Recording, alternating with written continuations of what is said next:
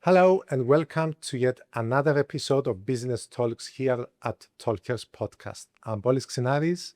With us, our sponsor Freedom24 as always. And today I have the pleasure to have here in the studio with me Steve Slocombe, founder of GRS Recruitment. Steve, welcome. Thank you for the invitation, Polυ. It's much appreciated. It's nice to have you here because you have a really nice story which I would like you to tell us. Sure. How you ended up from the UK in Cyprus, Yep. building up an international brand that helps with recruitment and not only. Sure.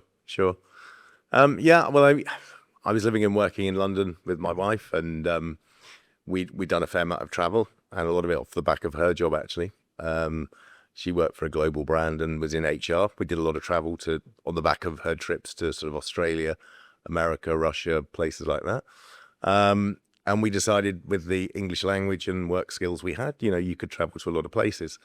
To cut a very long story short, she had a job offer in Cyprus. I had a job offer in Australia, in Sydney. And we had to make a choice between the two. At the time, Cyprus was pretty much tax-free for foreigners. Our first child was a year old, so there were family considerations. Australia, very long way away, and taxation was high. I'd have been paid locally, etc., etc. We'd been to Cyprus twice. We'd been to Australia twice. So we, for various reasons, went for Cyprus and thought, let's give it a go and see what happens after 3 years, because I think it was a 3-year secondment. I came with no job or anything, and obviously no Greek language, and spent a year looking after my daughter, which I think was pretty lucky at that age. And then decided, obviously, at 32 years of age, it was too young to retire. So I set up a recruitment company for a company in the UK, ran that for 2 years, and then realized sort of I could do something a lot better, and went about and set up GRS from the spare bedroom in my house in Paraclesia in Limassol.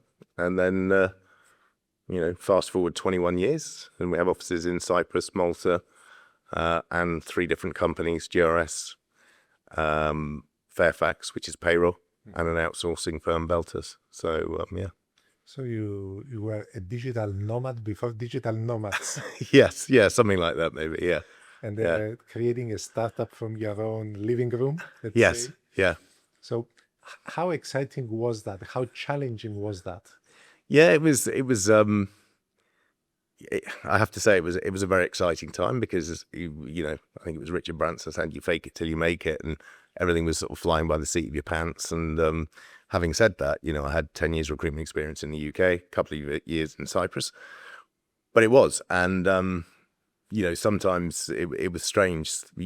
We seemed to get quite a few lucky breaks, just out of nowhere. Somebody would call us or something like this, and because the investment levels were quite low for us, so we borrowed the computers. We had plastic tables and chairs in the spare room at our house, and we went from there and just grew and grew. But it was a great journey. It was fun.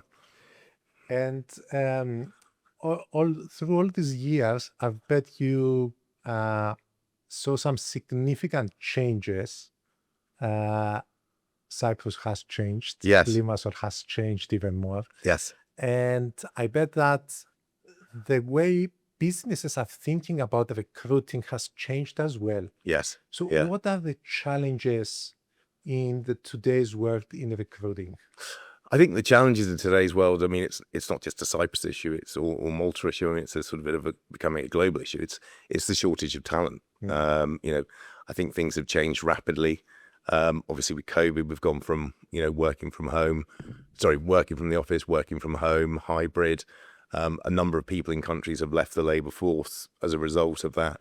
And skills are hugely needed in different areas. So I think it's demand and supply, I think, has been the big issue. We've seen it's certainly in the last 2 years, there's been a huge demand, and there's just a lack of supply.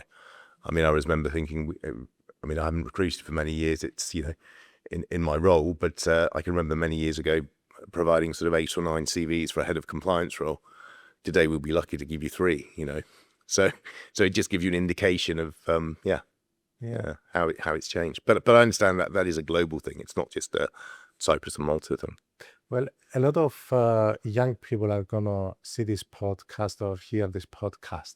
And I would like to give some guidance into, firstly, what's mostly in demand now in Cyprus? Sure.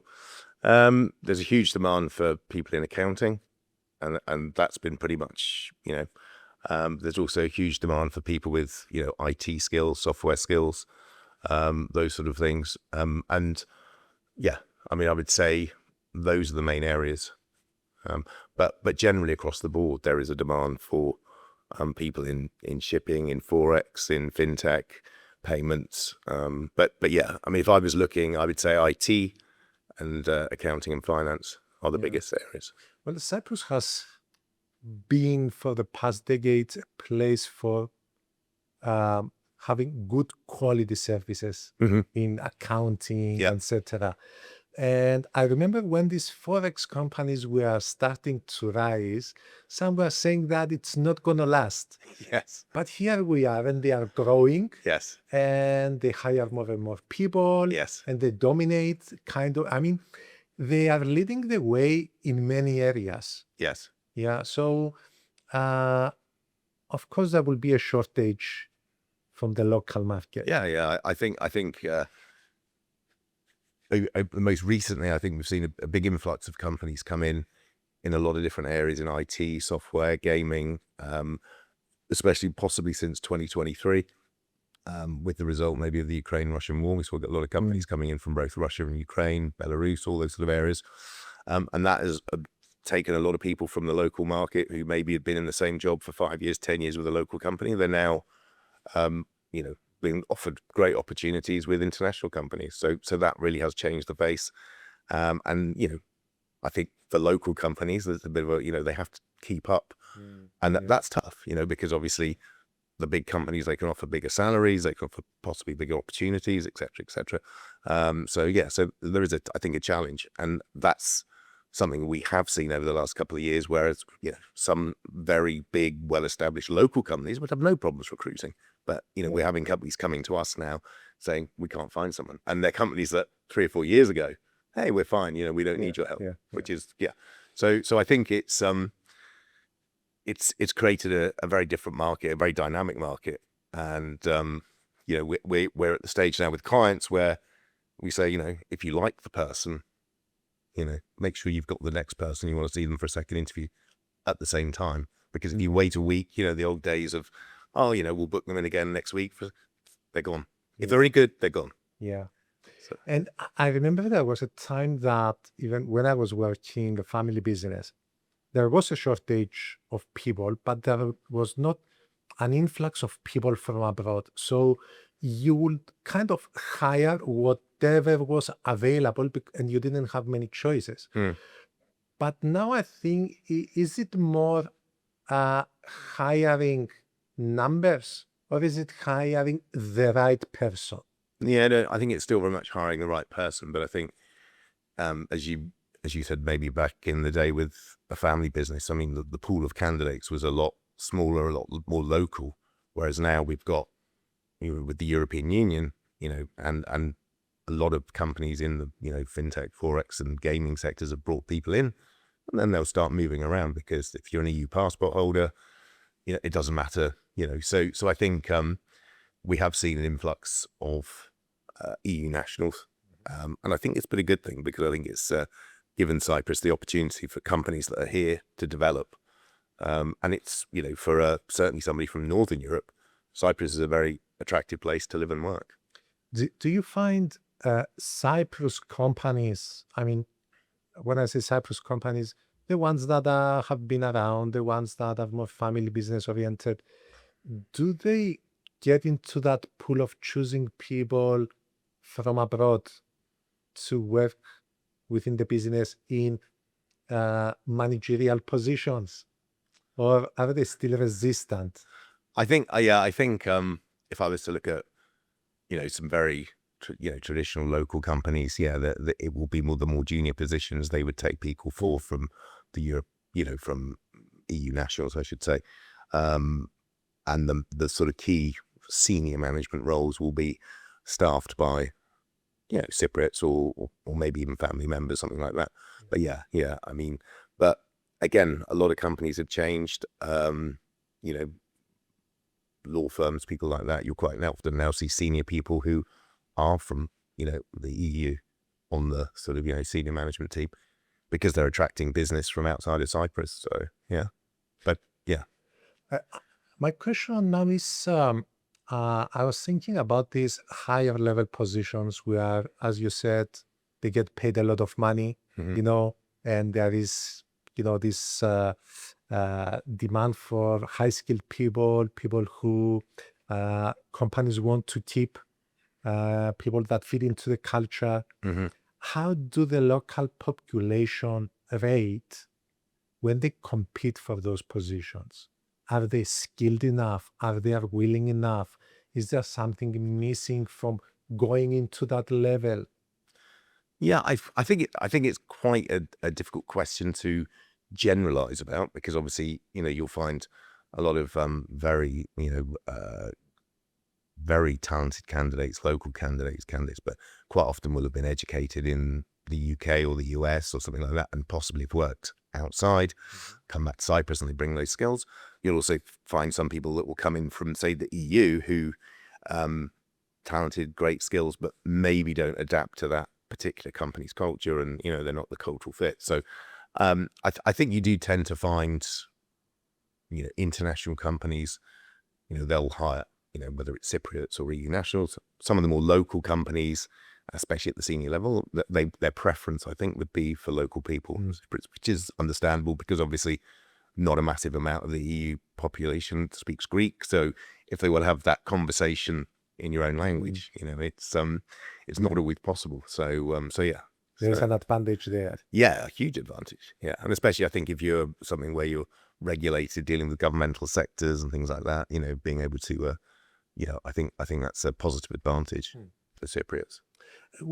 We live in an era where there's so much easy access to information, to education, to getting a certificate on anything, let alone AI, how to master AI usage for your work. So how does somebody who wants maybe to change sectors, who want to advance their career, what would you advise, looking at what businesses are demanding to do, to move forward, to acquire? Yeah, I mean, it's obviously if you're looking at changing sectors or something, you do need to ideally get yourself some sort of qualification in that sector, or take a sideways career move and maybe take a lower job to get in there and get your foot in that door. Because obviously, I suppose, looking at it from a recruitment perspective, clients will come to us because they want somebody who's experienced or is going to hit the ground running. Very rarely will they say, we'll take an outsider, if you like. And when I say an outsider, I mean, the outside horse, if you like, somebody with no experience, because they're going to pay us a fee. Yeah. So we don't get that sort of much, people fit into sort of, where their sectors are. But I would say, if you want to move out of your sector and do something else, sometimes you have to take a step back or even 2 steps back to go forward. And that's just something you need to be aware of. And obviously if there is, so you want to go into compliance, there's SciSec exams you can do, Yeah, but what's the from your experience, is the percentage of people you see that they have this adaptability, this mindset that they can fit in an environment, then you can teach them the skills? Yeah, I think people are a lot more adaptable now than possibly they were, because I think there's been such a diverse range of companies have come in, diverse range of nationalities. So you have to, the old model of 20 years ago, we say when we first started, you wouldn't recognize it today. It's completely different. And I think the only thing that is certain is change, so, and I think people have absorbed that and are a lot more adaptable. Yeah. And do you have some pointers for people coming to you that are looking for this next level job in their life?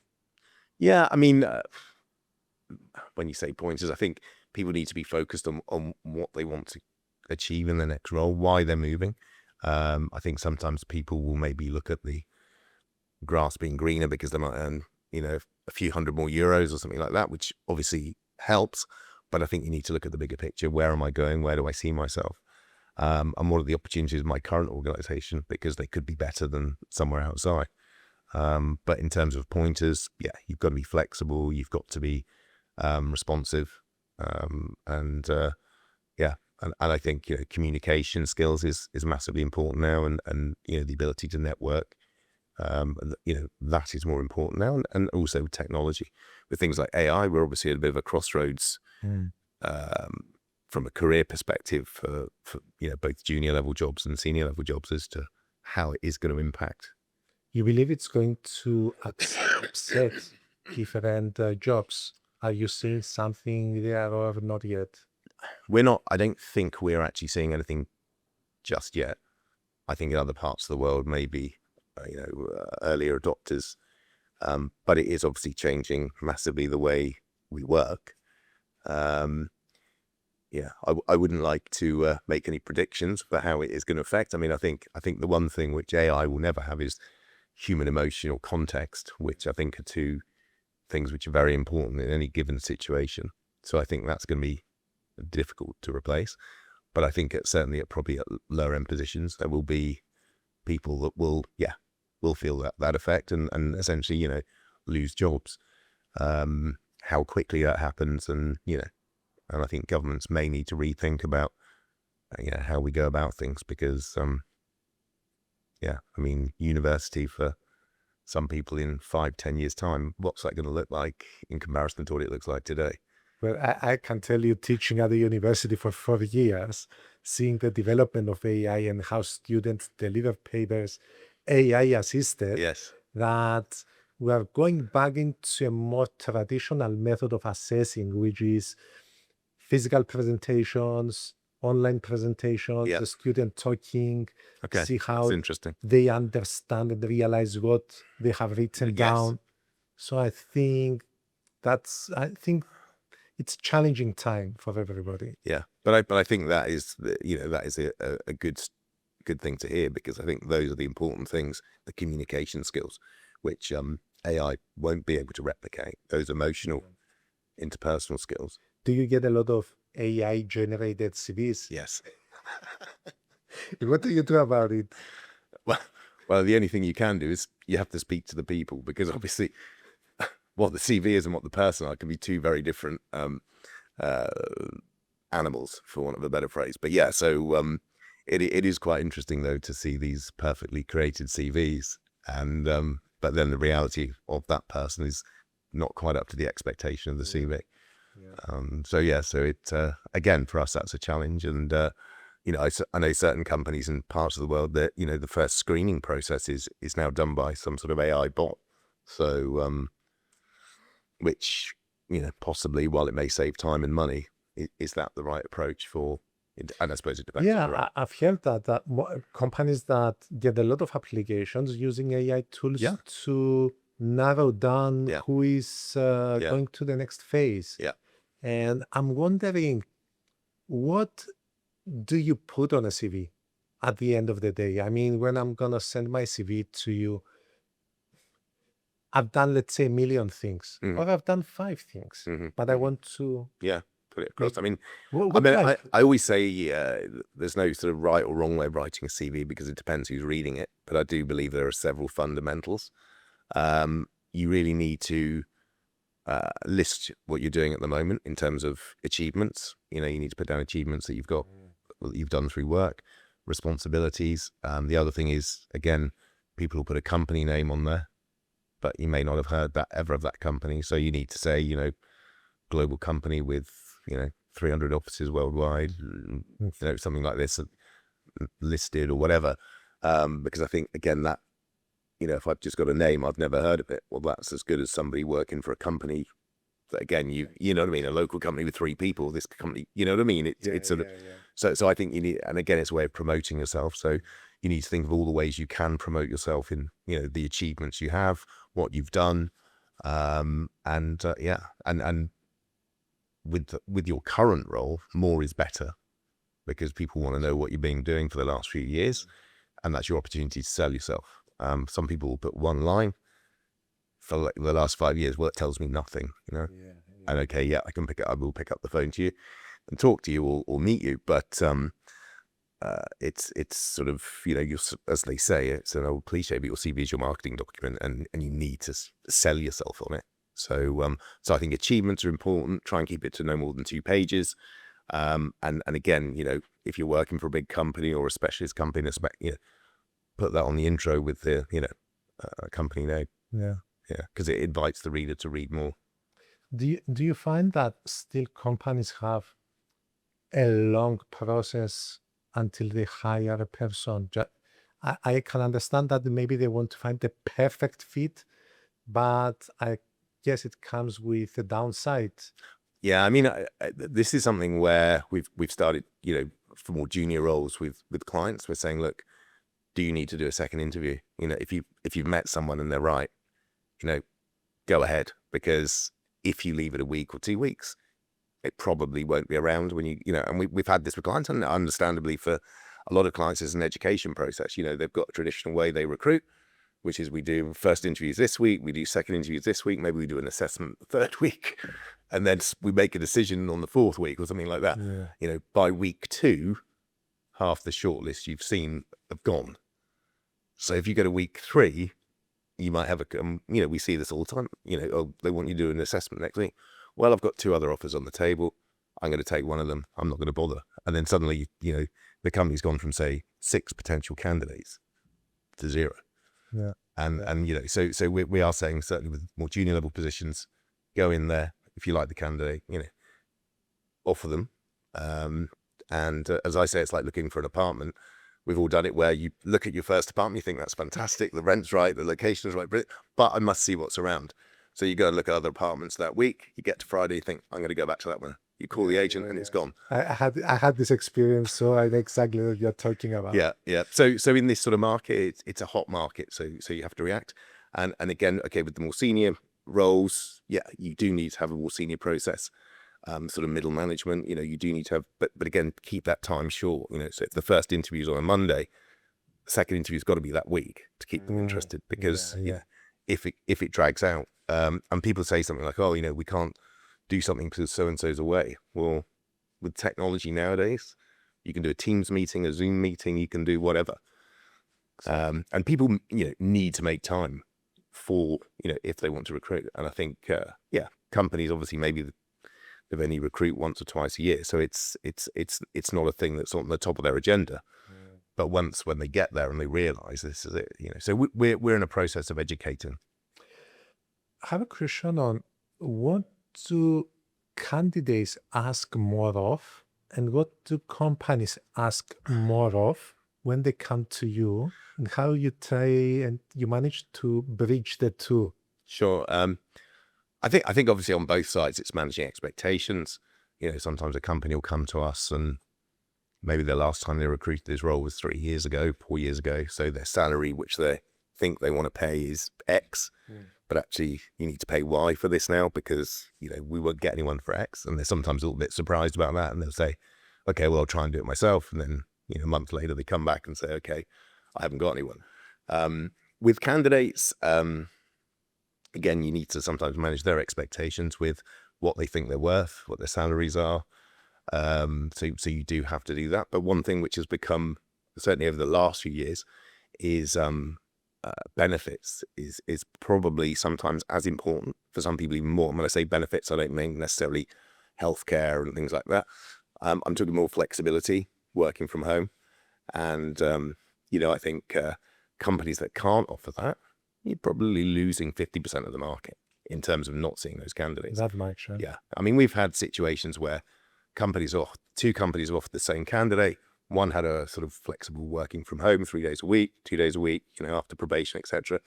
The other one was 5 days a week in the office. And the difference, the 5 days in the week in the office, they offered another €5,000 than the other. but the person took the lower salary because the flexibility, Yeah. and especially if it's a, parent with children, that sort of flexibility that, you could do the school run, you can do this. So yeah. I think that's something that came after COVID. Yes. Yeah. Yeah. And it's enhanced by the Z generation, Yeah, Gen well, Zs, yeah. who have different demands. Well, I think they've probably grown up with this and probably seen their parents not really seen much different. And I suppose for them, it's an everyday expectation there. Whereas, for the older generation or Gen X and people like that, it's So millennials are stuck in the middle, doing all the heavy lifting. yeah. But yeah, no, it's it is an important consideration now for people, and that's one thing that one of the first questions before they even ask about salary, it can be what are the working hours, and some people want to start say at 7:30 or 8, finish at 3 or 4, those sort of things, or maybe have some working from home. So I think if you can't offer flexibility, you are at a disadvantage. Yeah. Do you see any differences with this process or recruiting process or the demands of businesses and people across other countries? I mean, is it something in Cyprus that's different, or is it a global new environment? Yeah, no, I think it's a global. I don't think it's necessarily Cyprus specific. I mean, the other area is Malta, and they have experienced this for even longer. Actually, they have a big skill shortage and candidate shortage. So just two sort of very similar jurisdictions, low tax, etc. Islands. It's definitely something that's been experienced in other places. And again, if you speak to people in the UK, to get highly skilled people, and other European countries, it is difficult. It's not just a Cyprus issue. Yeah. Do you think Cyprus is an attractive place to be for somebody who wants to come from abroad? Because we do have a lot of people, but things are changing. Is it as still lucrative as it used to be? I think it's and obviously this is still if we look at Limassol, Paphos, Nicosia, I mean, rents and prices of property have risen hugely with the influx of people from overseas. I think obviously the government has done a great thing by attracting people to come in by offering tax breaks to individuals, especially at the more senior level, maybe bringing in companies. But obviously that's having an effect on the local market in terms of, local people aren't getting those tax breaks. So that, maybe will cause some friction. But I think Cyprus is, just a place of natural beauty is how you describe it. It's a touch wood pretty safe. It's people go out and have the street crime and all this sort of thing. So I think quality of life, maybe you might be able to earn more in another country, but the quality of your life will be less. And I think, certainly speaking from my own perspective, family, it's an ideal place to live and bring up a family compared to other countries. Yeah. Let alone the traffic we face each day. Yeah, at the roads. But I think that comes with the territory. I think I worked in London for 10 years before coming to Cyprus, so traffic is you're used to that sort of thing. So obviously when we first came to Cyprus, we were amazed at the lack of traffic. Yeah. And now Cyprus is catching up. But then that goes with the territory of the high-rise buildings and the businesses that come in. So there is always a trade-off. Of course, you can't have everything. No, exactly. Okay, so coming to the end of our talk, I would like to ask, not to predict the future of the workplace in Cyprus, but the next day. Let's keep it simple. What does the next day bring? Do you see some trends, some shifts happening slowly, or in some areas that you would like to point out? Yeah, I think the trends are that it's in Cyprus. It's today, tomorrow, next week is it is a hot recruitment market, in the sense that if you are looking to recruit, you need to act quickly, efficiently, And because if you don't, you'll miss out. And that's the message I would really give to potential employers. Candidates, I think now are probably a little bit spoiled for choice. Maybe back in the day they'd get one job offer and make a decision. Now they maybe have 2 or 3. They need to take a step back and think carefully. And it can also be very good to take advice from if you're using an agency, from your consultant, because good agencies will offer you objective advice.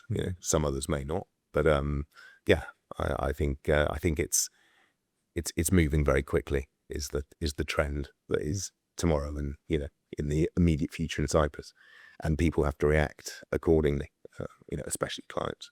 So, time and speed is the game. Yes. Now. Yeah, it's a good summary. Time and speed.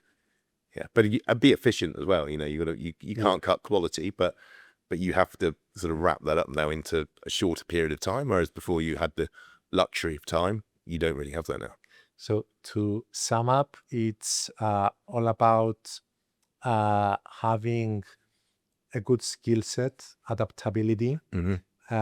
People need flexibility and time, and we need to make faster decisions because it's a fast-paced world. Yeah, absolutely. Yeah, fast decisions. Yeah. And a company like GRS will help you understand where you are at any given moment. Realize absolutely. your true value and be well balanced within your expectations. Yeah.